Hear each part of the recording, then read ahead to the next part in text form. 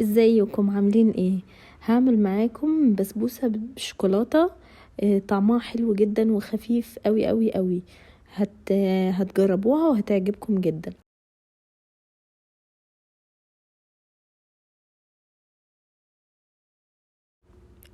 اول حاجة هبدأ اكسر بيضتين بدرجة حرارة الغرفة، وهزود عليهم نص معلقة فانيليا،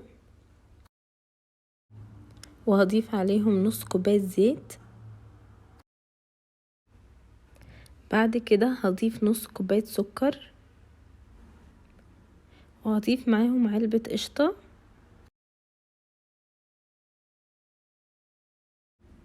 بعد كده هقلب المكونات السائلة دي كلها. هبدأ بعد كده بالمكونات الجافة، نص كوباية جوز هند، وكوباية سميد ناعم، ومعلقة صغيرة بيكنج باودر. بعد كده هضيف معلقتين كاكاو كبار،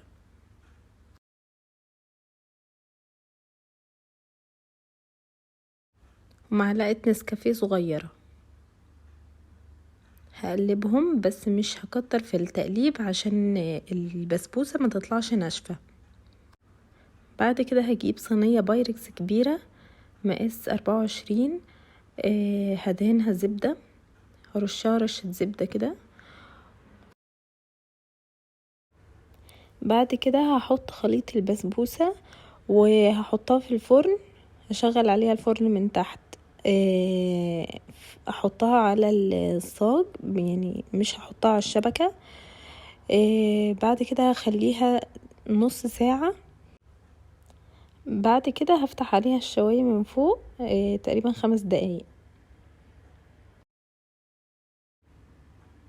هنا بعد ما استوت وفتحت عليها الشواية شوية من فوق، بعد ما خلصت هسيبها تهدى شوية، وهحضر الصوص اللي هسقيها بيها. كوباية لبن على النار متدوب فيها معلقة كبيرة نشا، وربع كوباية سكر، ومعلقتين كاكاو كبيرة،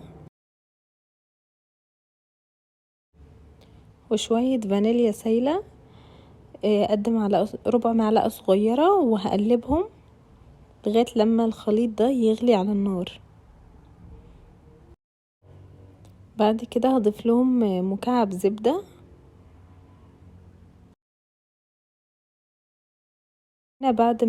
هنا بعد ما خرجت البسبوسة وهديت شوية هقطعها.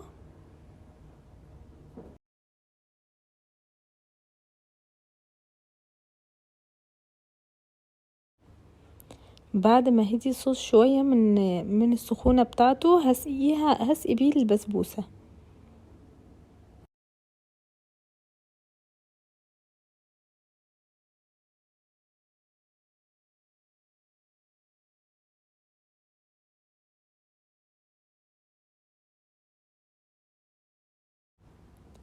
بعد كده هبشر شوكولاتة عشان احطها على الوش.